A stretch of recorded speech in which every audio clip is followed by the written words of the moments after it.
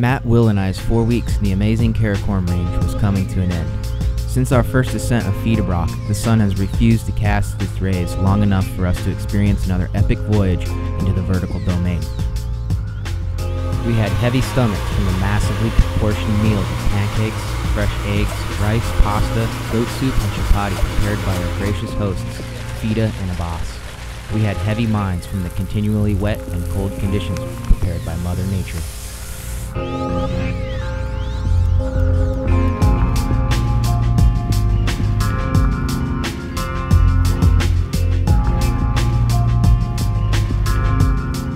With little more than 3 days left before the scheduled arrival of 25 porters, Matt and I decided we needed one more climb.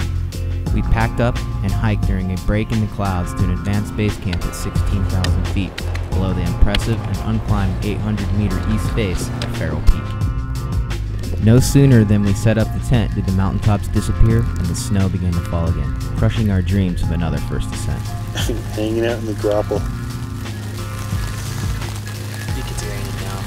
Looking back on those 3 days at Farrell, I recognize now both of us knew the likelihood of turning another dream into reality was nearly impossible.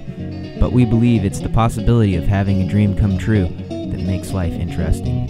When we got back to base camp, the porters were gathering and weighing out their loads.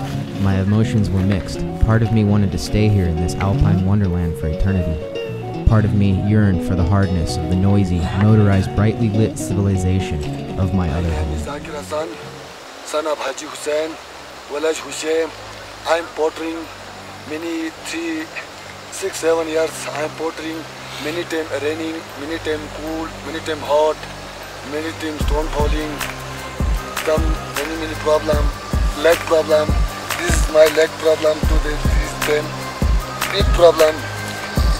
One potter is the stomach problem, some headache problem, some sugar problems. Sir, today is raining, big problem.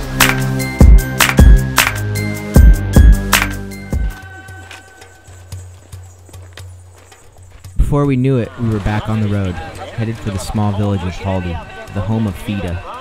Previously, while still in the United States, we gathered funds and school supplies to donate to the primary schools of his village.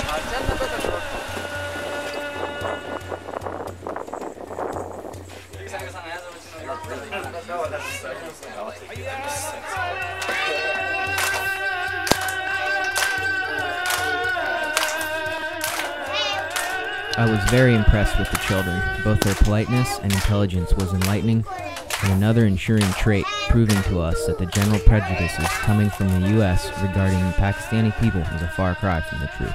Pakistan cannot be written off as a country full of terrorism and Western sentiment. Roads aren't like your roads. That's funny though, they're a lot like West Virginia, dude. After the 6-hour Jeep ride from Houché Valley back to Skardu, in which our driver graciously let me take the wheel for the duration, the expedition was all but over.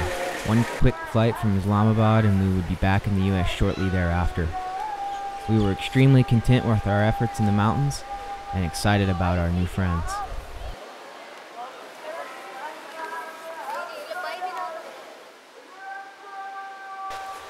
Many people in America think that Pakistan is a very dangerous country, but actually it is not dangerous. Few miscreants and few terrorists that is near Afghan border, and that is called Taliban. And everybody know that Pakistan army and American army is fighting against Taliban. But Taliban is not present in other parts of Pakistan. That is present only in few parts, that is called tribal areas, and that is near to Afghan border. This area is called Gilgit-Baltistan, and here are many peaks, for example K2, Mashabrum, and Himalayan ranges, Karakoram ranges.